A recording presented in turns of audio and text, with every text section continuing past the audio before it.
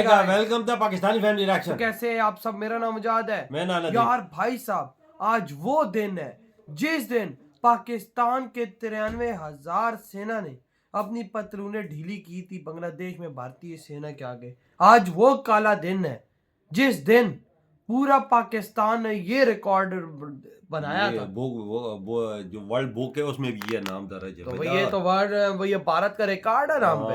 और देखो 93,000 हमारे सोल्जर ने हथियार डाले तो थे। भाई आज वो सेलिब्रेशन इंडिया में चल रही है, लेकिन उसका मातम चल रहा है पाकिस्तान में। तो देखते हैं इंडिया की सेलिब्रेशन और पाकिस्तान का मातम। तो भाई वॉच पहले कर लेते हैं, कुरान करते हैं स्टार्ट।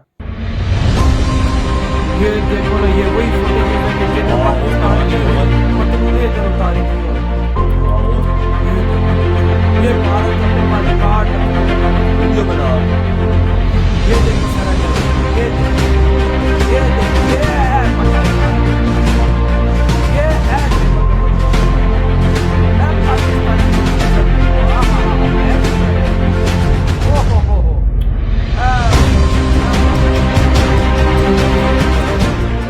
सेकेंड वर्ल्ड वॉर के बाद सबसे बड़ा मिलिट्री सरेंडर यानी कि 93,000 फौजियों ने अपने हथियार फेंके हिंदुस्तान के सामने, पाकिस्तानी फौजियों ने, और उनको जेल में डाला गया, जो बाद में शिमला एग्रीमेंट के तहत छूट कर वापस आए। 40,000 कह लें या 90,000 कह लें, जितने भी सोल्जर्स थे जिनको सरेंडर करवाया था और अपनी पतलूनें बांग्लादेश में उतार के आ गए थे, ये सिंबॉलिकली बड़ी जबरदस्त पिक्चर है। 90,000 के करीब कहा जाता है कि पाकिस्तानी सोल्जर्स थे। इनमें से ये कहा जाता है कि बहुत सारे सिविलियंस थे या फैमिलीज थी फौजियों की। ये बुज़दिल, ये शराबी, ये कबाबी, ये मगरबी पाकिस्तान भी हारने वाले थे। इनमें तड़ नहीं थी लड़ने की। और वो नशे में धुत याया खान किसी खातून के साथ रक्सो सरूर की महफिल में होगा और उसने 13 तारीख को बोल दिया कि फेंक दो हथियार। इनके पास 2 से 3 हफ्ते तक की कैपेसिटी थी लड़ने की, ये लड़ सकते थे, लेकिन ये इन्होंने अपनी जानें बचाई, इन्होंने हथियार डाले। 90,000 शहीद हो जाते तो कौम फख्र करती कि यार आखिरी सिपाही तक लड़े हैं। 90,000 ने हथियार डाल दिए, पूरी कौम का सर शर्म से झुका दिया तुम लोगों ने। बुज़दिलो, तो आपको कोई खौफ वगैरह तो नहीं महसूस हो रहा? अल्हम्दुलिल्लाह, जब हम ड्यूटी पे आ जाते हैं, एलओसी के ऊपर खड़े होते हैं, अपने वतन का दिफा कर रहे होते हैं, तो हमें किसी किस्म का कोई खौफ नहीं होता, क्योंकि मौत का खौफ जो होता है वो सिर्फ और सिर्फ काफिरों को होता है। मुसलमान को कभी मौत का खौफ नहीं होता। नमस्कार दोस्तों, 16 दिसंबर का वो दिन जो पाकिस्तान अपने इतिहास में कभी याद नहीं रखना चाहेगा, क्योंकि आज के ही दिन इनके 93,000 फौजियों ने अपनी वर्दी उतारकर इंडियन आर्मी के सामने लेट गए थे और सरेंडर कर दिया था। लेकिन आज का ये दिन है, ये बांग्लादेशी भूल गए हैं, जिनके लिए इंडियन आर्मी के कई बहादुर सिपाहियों ने अपना बलिदान दिया था। और यही लोग आज भारत को बड़ी बड़ी आंखें दिखा रहे हैं। अब इतिहास को तो बदला नहीं जा सकता, लेकिन इतिहास से सीखा जरूर जा सकता है कि नमक हरामों की कभी भी मदद नहीं करनी चाहिए।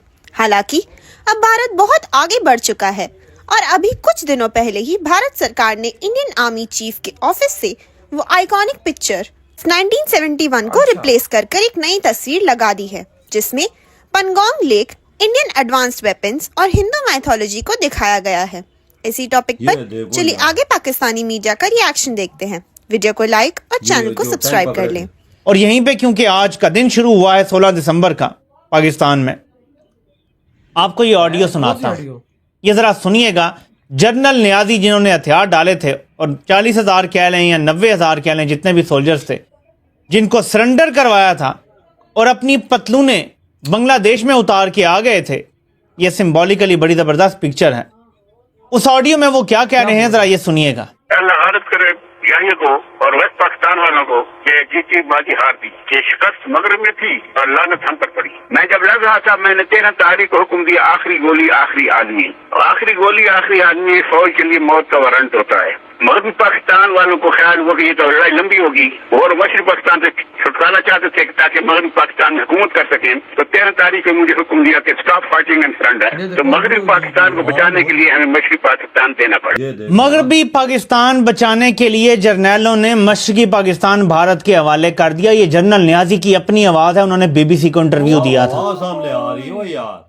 ये जनरल AK नियाजी, ये उसकी अपनी असल आवाज है। वो कह रहा है कि हमने मगरबी पाकिस्तान को बचाने के लिए फिर मशरकी पाकिस्तान हिंदुस्तान को दे दिया। मतलब ये बुज़दिल, ये शराबी, ये कबाबी, ये मगरबी पाकिस्तान भी हारने वाले थे, इनमें तड़ नहीं थी लड़ने की। और वो नशे में धुत याया खान किसी खातून के साथ रक्सो सरूर की महफिल में होगा और उसने 13 तारीख को बोल दिया कि फेंक दो हथियार, सरेंडर करने का ऑर्डर दे दिया और नियाजी ने बड़े मजे से जाके वहां सरेंडर कर दिया। ये है हमारे जर्नैलों की टोटल बहादुरी और उनकी औकात, जो डी चौक में नियत्ते लोगों पर गोलियां चलाते हैं और कहते हैं देखो हमारा रोब है। लेकिन तुम्हारे रोब की क्या औकात है, अब तुम्हें वो दिखाता हूं। मेरे पाकिस्तानियों, ये एक है, गोली खाई, जख्मी हुआ, क्रचिस पे आ गया, फिर दोबारा पेशावर में आज तकरीब थी, फिर पहुंच गया। सिर्फ ये नहीं है, ये नौजवान देखें, बाजू पे प्लस्तर लगा है, फिर आ गया है। हर कोई जनरल न्याजी नहीं होता, हर कोई 90,000 पतलून छोड़ नहीं होते। 25 करोड़ बहादुरों का मुल्क है ये, बुज़दिलों का मुल्क नहीं है ये। तुमने गलत कौम से पंगा ले लिया है।